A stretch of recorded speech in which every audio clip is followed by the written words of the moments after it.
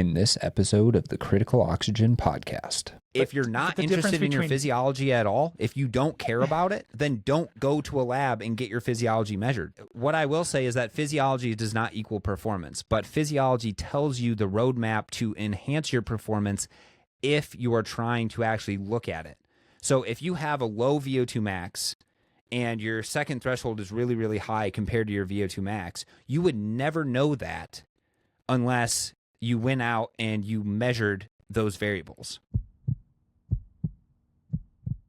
Welcome to the Critical Oxygen Podcast, where we help you optimize your physiology and maximize your endurance potential.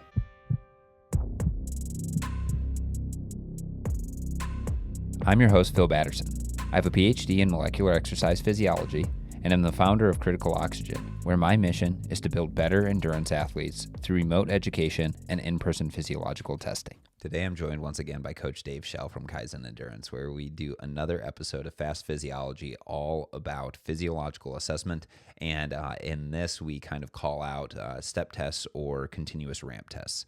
The impetus for this conversation was that Dave did his own step test at his house and was not satisfied with the results because his results that he got did not match some of the outside testing that he did. So this is a mildly heated debate between himself and myself all about the utility of doing physiological assessment and other things like that. I hope you guys really enjoy this. I enjoyed having this conversation with Dave because this is a conversation that I have to have with a lot of coaches in general who don't necessarily see the utility in physiological assessment. So without further ado, I hope you enjoy this episode of Fast Physiology with Dave Schell. Dave Schell, welcome back to the show. Thanks for having me back. Love to be here. Yeah, so I was just getting fired up because Dave and I always get fired up when we start talking to each other. And Dave came to me today and he was like, "Yeah, I'm kind of frustrated because I did this ramp test, and my numbers during the ramp test were different than my numbers that I was able to achieve outside."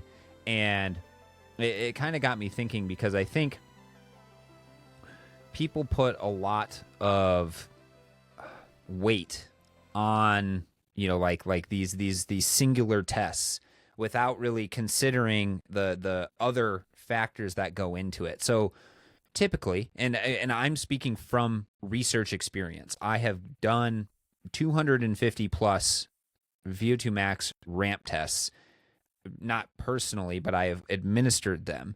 And the typical setup is you have an individual, they come in the morning. Generally speaking, they are either fasted overnight, so 10 to 12 hours, or they have, at least not eaten anything for 2 to 4 hours beforehand. And then we go through this test. We determine, their first threshold, second threshold, VO2 max, and that information is then used to determine somebody's, zones, exercise intensity zones, right? And first threshold especially is a little squishy. We're trying to detect really, really small changes in physiology that indicate to us a shift from kind of resting levels to above baseline.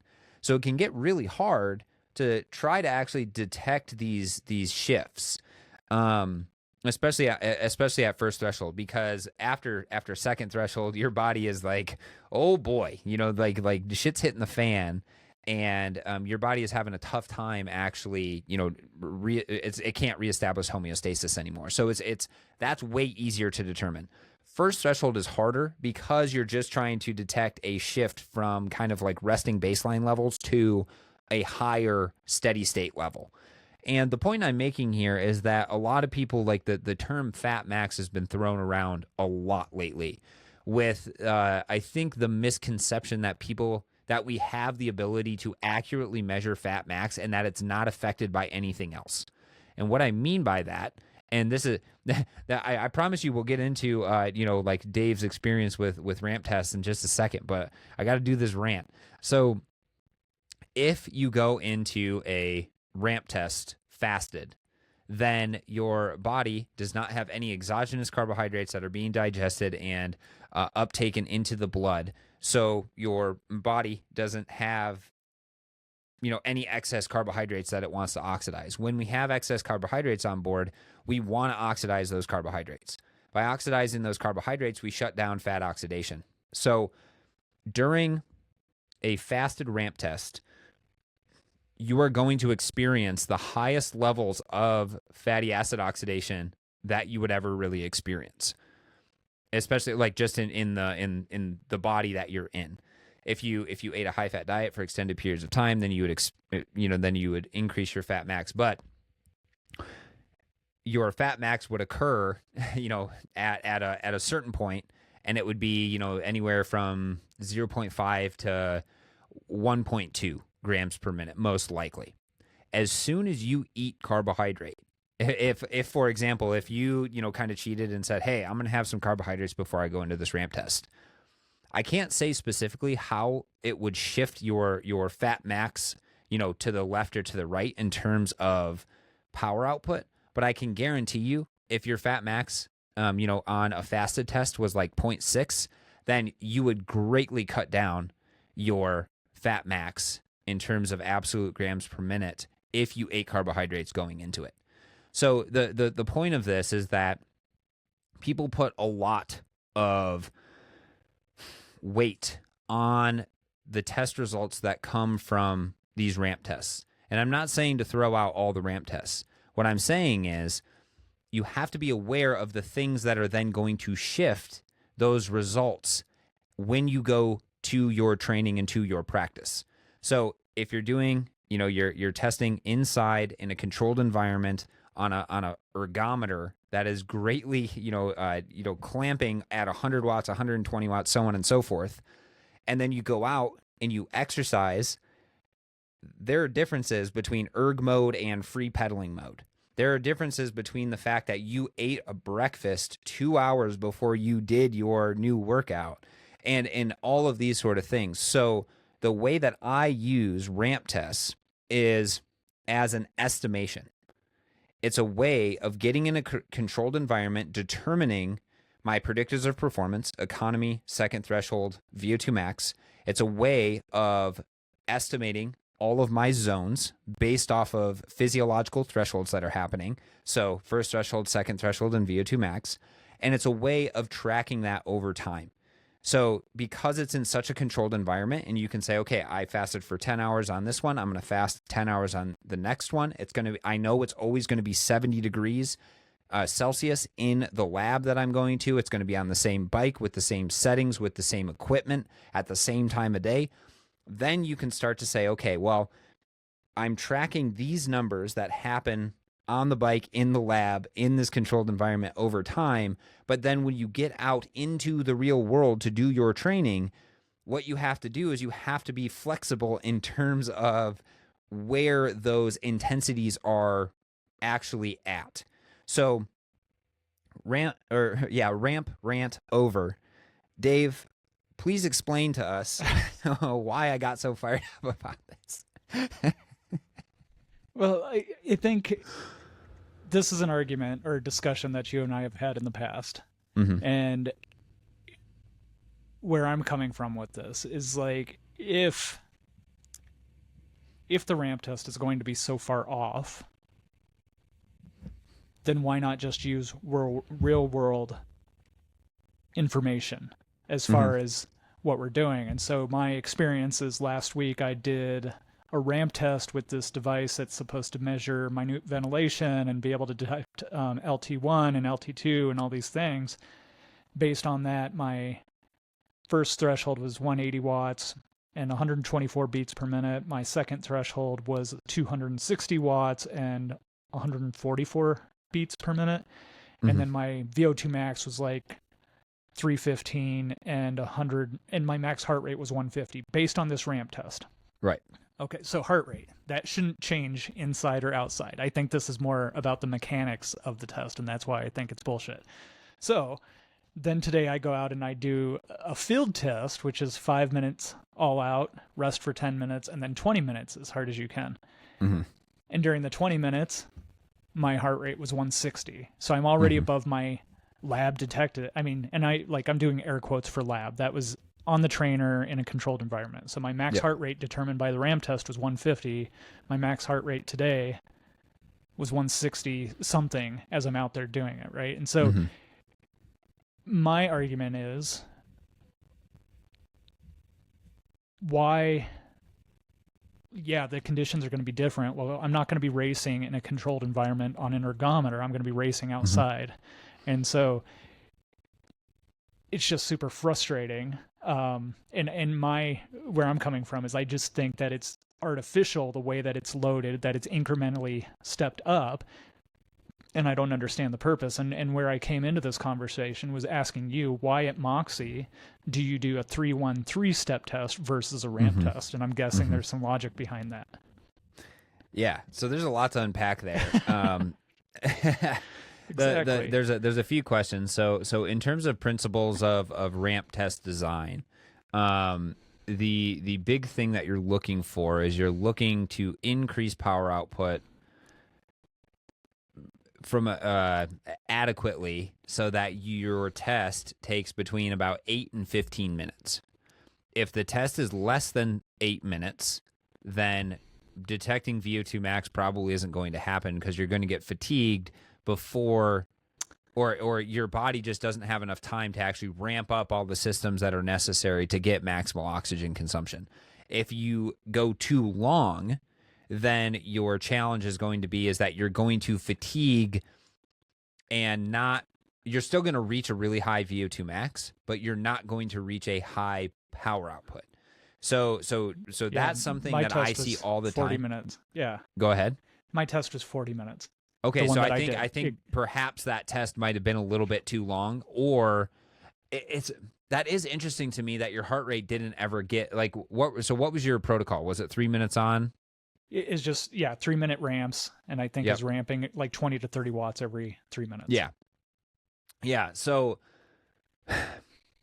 there's probably that to deal with it, and then on top of that, erg mode is definitely different than free pedaling mode, like I said earlier. So erg mode, and this is something that Dr. Jacobs and I talked about on the podcast at one point, where we have both noticed that erg mode seems harder than free pedaling. And we think the reason for that is because erg mode puts you, the power output is always the same around the entire pedal stroke, right?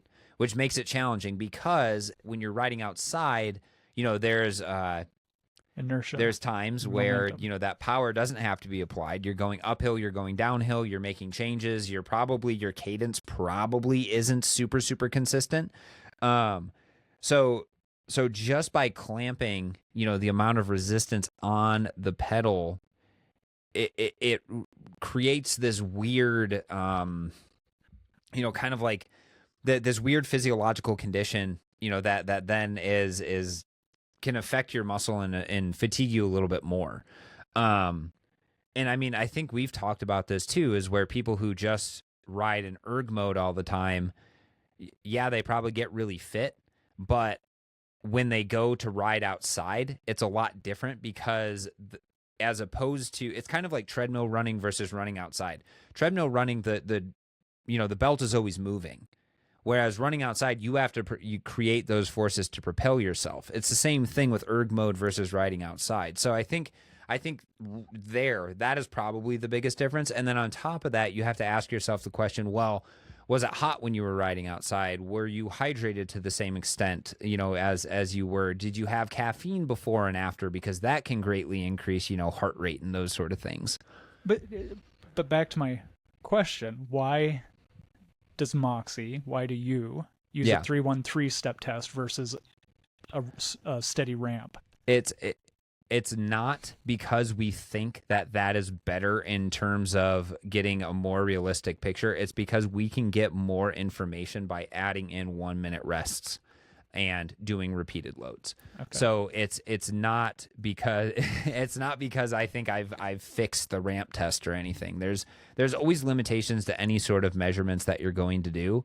And what I will say though is that say for example, you did, we had like all this equipment, all this technology that allowed you to then, measure all of these variables that you get from like a ramp test in a lab outside.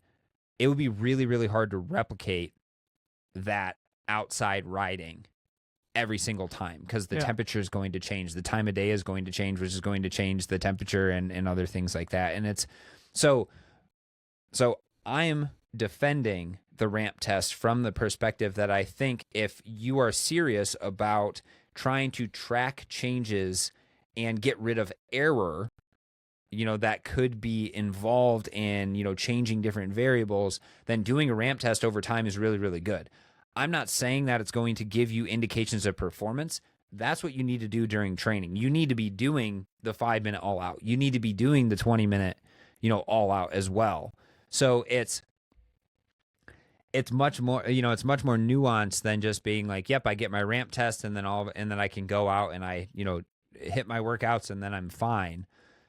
But I think it's also on, like the researcher, the person who's doing the ramp test, to be open and open for conversations, to be like, well, maybe the ramp test that we did wasn't appropriate because, your heart rate only got up to 150. And I don't know the exact answer to that. It could be because was your cadence lower during the ramp test than it was when you went outside and you did your 5-minute and your 20-minute? Potentially. But I guess my other argument here, I think this is bigger than indoor versus outdoor, controlled environment versus Wild West.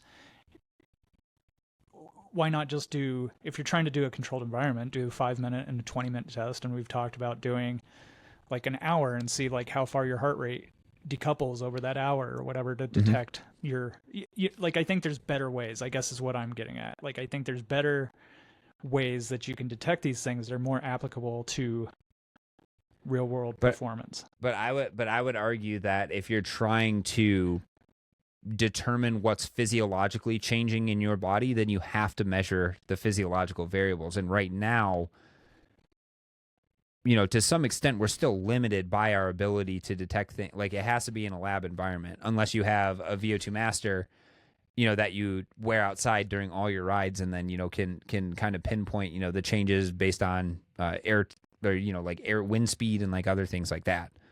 Yeah. But so one of your podcast, I think with Dr. Jacobs, you guys were talking about like the air in every measurement, right? In like every in every device. And so it's like, so you still could end up with the same thing. And so I'm talking about like for practicality, for people not going to a lab, just coming up with a test that you can do indoors that's going to give you close. Like, yeah, it's not going to be 100%, but like if the margin of error is within 5%, 10%.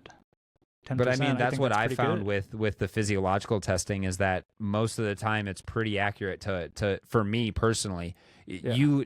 That's why I'm trying, because the difference between 260 and 282, like from what we technically determined today, but we also don't know. We're just assuming that that 90% of 20-minute tests done after a 5-minute all out 95%. Is indicative of your, of your all day pace, right? Or of your true FTP.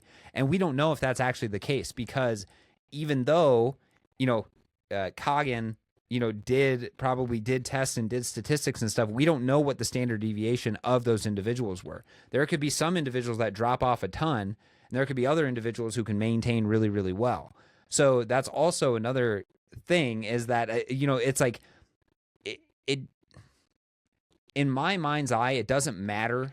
Like, yes, there's always going to be error in tests, but that doesn't mean that, because a ramp test was off for you, that we just throw all of that information out. I think it's still useful because, again, it's a controlled environment that does those sort of things.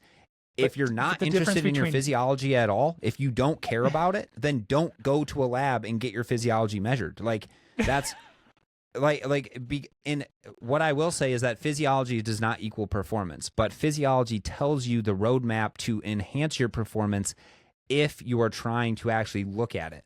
So if you have a low VO2 max and your second threshold is really, really high compared to your VO2 max, you would never know that unless you went out and you measured those variables.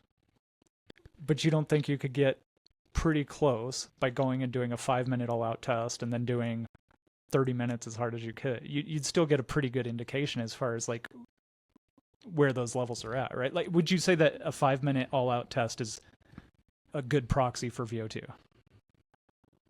It's a good proxy for VO2, but it doesn't measure VO2. That's my point, is like, you can't claim that you have a high VO2. Like it doesn't matter. If you're not measuring it, you're not measuring it. That's my point. So, but my other point is that if you don't care about that physiology because you don't see the worth in it, then it doesn't matter. Don't measure it. But I think it's worth it to measure it because it gives you a way of tracking those things over time. And we know, I'll tell you this, a 5-minute test or time to exhaustion tests have the greatest variability in coefficient of variance. It's like 17% or something like that, which is really, really high. A repeated ramp test has less variability than that.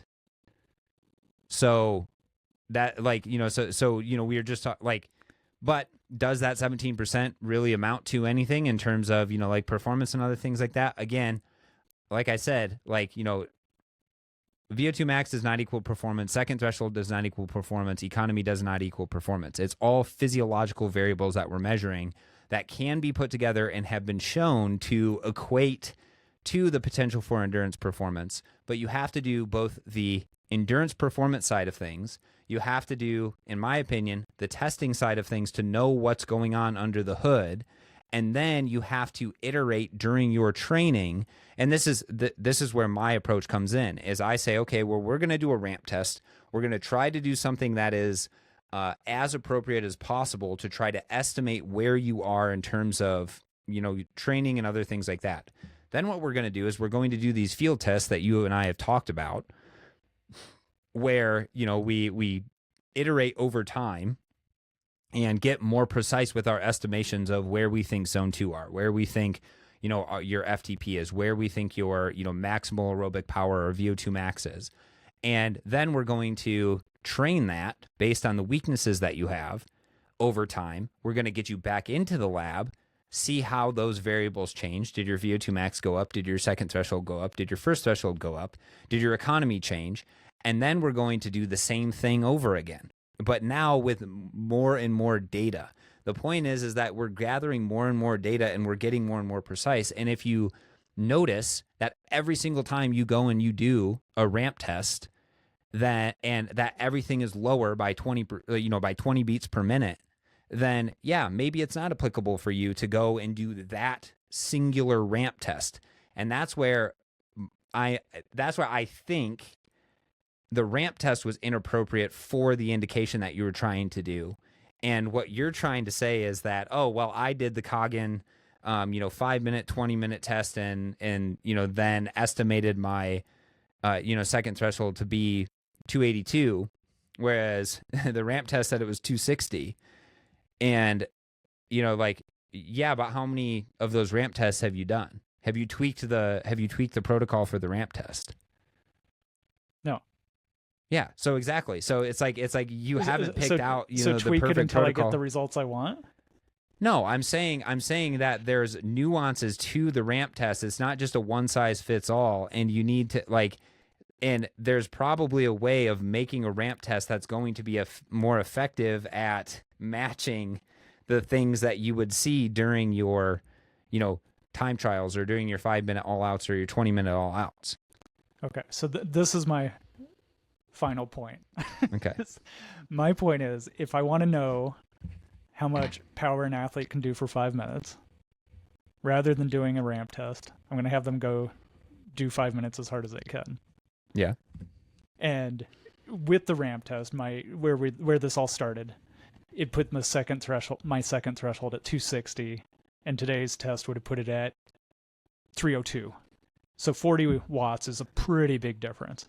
Yeah. And so I'm not saying it's 32. That's 302. That's probably too high.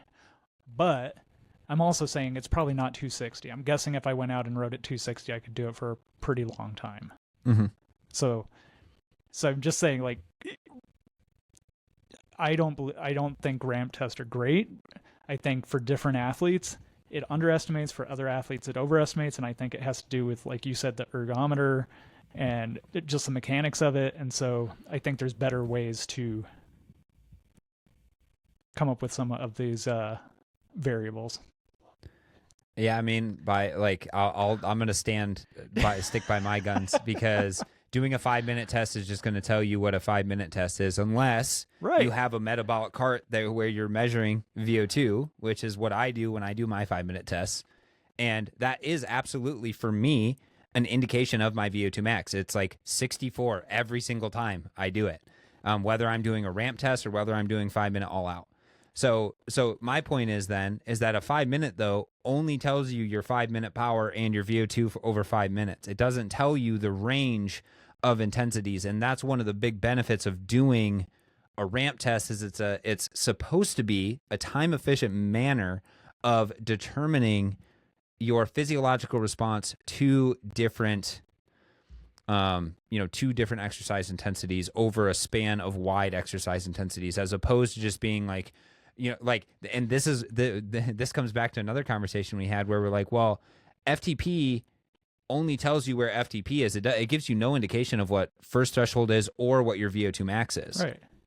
So you have to do something that tests all of the spectrum. So whether that be a ramp test, which it seems like, like you're not convinced of, which is totally fine. And I get it. There's a lot of coaches out there that aren't, that don't really think there's too much value in physiological testing. I think totally differently than that. I think it is very valuable. But I also acknowledge the fact that there's a lot of different protocols that can and should be done, and it depends on what you're trying to measure. And then the last thing is that if you are somebody who is not interested in doing that, like physiological testing, then you have to do those field tests that you and I talked about, right? Like the 5-minute test followed by the 20-minute test is probably a good proxy for both VO2 max and FTP. And then you have to do something that's like 1 to 2 hours and then look at, your cardiac drift essentially during that time. So that's where I come back to. My big takeaway is that from my coaching perspective, I want people to do the physiological testing so I can track what's going on under the hood. Are they changing from a V6 to a V8 in terms of, aerobic power? Is their second threshold going up, or is it always, lower than what they can actually compete at?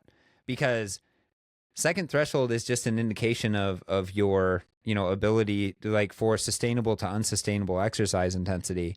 And again, and I'll say this too, is like, I don't know how you determined your second threshold.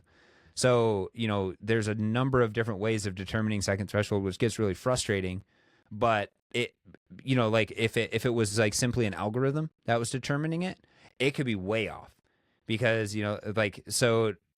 but if it wasn't, if it was lactate threshold 2 measured at 4 millimole, I would say, dude, that's no duh, that's going to be lower, or that's going to be wrong, because I just, that's not something I subscribe to. So it's a much more nuanced conversation than just simply our ramp tests BS, like we kind of talked about. It's what is the protocol you're using, and then is it repeatable? And again, if you don't have access to a lab testing sort of scenario, then doing the field tests, I think, will get you the majority of the way there. Like that's what I will concede to you here, Dave. Okay, so what I hear there is that you agree that ramp tests are stupid. No. My work here is done. I'm laughing because obviously, if you guys have listened to any of this, you will know that I do not think that is the case. I just think there's more nuances and stuff like that. And in all honesty, it's like I love hearing these opinions from coaches, because these are the types of things that I think a lot of coaches do, have these thought processes. So that's why I say, if you aren't going to do physiological testing, that's fine. Like, it doesn't hurt my feelings. I'm still going to do it. I think it's valuable But I also think that there are better ways to do athlete assessments than just simply a 20-minute FTP with, take 0.9, of that, and then just call it your FTP. So, and that's where the conversation, like becomes more nuanced into those like field-based testing and other things like that. And if you haven't listened to that episode about the 3 field tests you need to do in order to evaluate your physiology, it's on, I believe, my, the Critical Oxygen podcast, and it's, Fast Physiology, probably number like 9 or 7 or something along those lines. So go listen to that.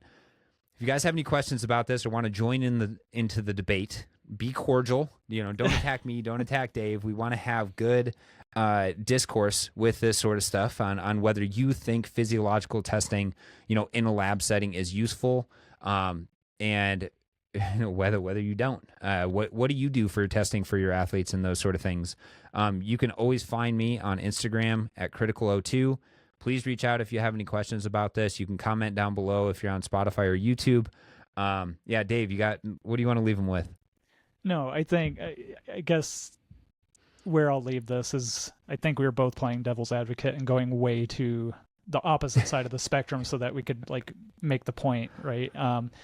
So yeah, I definitely think that physiological testing is valuable. I think for a lot of coaches it's not practical, or for a lot of athletes it's not practical. And so that's where coaches get into this thing where it's like we are trying to find like, okay, we don't have the gold standard, whatever we want to call that. So what's the next best thing? Yeah. What can I do with this athlete that is already paying X amount a month for coaching and just bought a power meter and is, on a budget? So it's really, I'm always like, I go through this process every year where it's like, I'm trying to find better ways to test because I hate a 20-minute test. I hate a 30-minute test. I want submaximal testing so that it's not as painful for the athlete and not as disruptive to training. Mm-hmm. But I just haven't found that thing yet. So yeah, and that's what, yeah, and that's why having these conversations are so valuable, right? Is because, like you have a lot more like in-person experience, testing your athletes, trying, or like in-person / just coaching experience. I have more of like the physiological, side of the testing and those sort of things. And it's good to hear both perspectives, because the frustration is real, right? Physiologists, like I want to test more people. Like I want to make it affordable for people to actually be able to come and do these tests because I think they're so valuable. On the flip side of things, a lot of coaches are like, holy crap, like it's an extra maybe, $400 to $500 every quarter that this individual is spending. And then they're like, well, is that really worth it? Because if it's not, if we could spend $400 or $500 elsewhere, get the same, sort of training outcome, then why wouldn't I just do that? So I understand both perspectives. Obviously I get passionate about it because I am an exercise physiologist and I want it to be adopted, but I also practically understand, what it is. So Dave, I'm glad we're still going to probably record more episodes after this. Debatable. Yeah. And if you guys ever run into Dave or I, when we're together, we're always going back and forth about this sort of stuff. So this was actually probably like the most argumentative we've been on one of these, but just know we're probably still friends after this, unless you see no more Fast Physiology episodes, which I doubt. No, I really enjoyed the debate back and forth. If you have any topics you want us to debate, let us know. We'll probably come up with something entertaining. You can always catch Dave on Instagram at Kaizen Endurance, or his podcast Training Babble. We go back and forth on the Fast Physiology episodes here on Critical O2 or Critical Oxygen, and then there on Training Babble. We really hope you guys enjoyed this episode. I know I sure did. I think Dave did as well. I learned a lot, from different perspectives, and we'll catch you guys in the next one.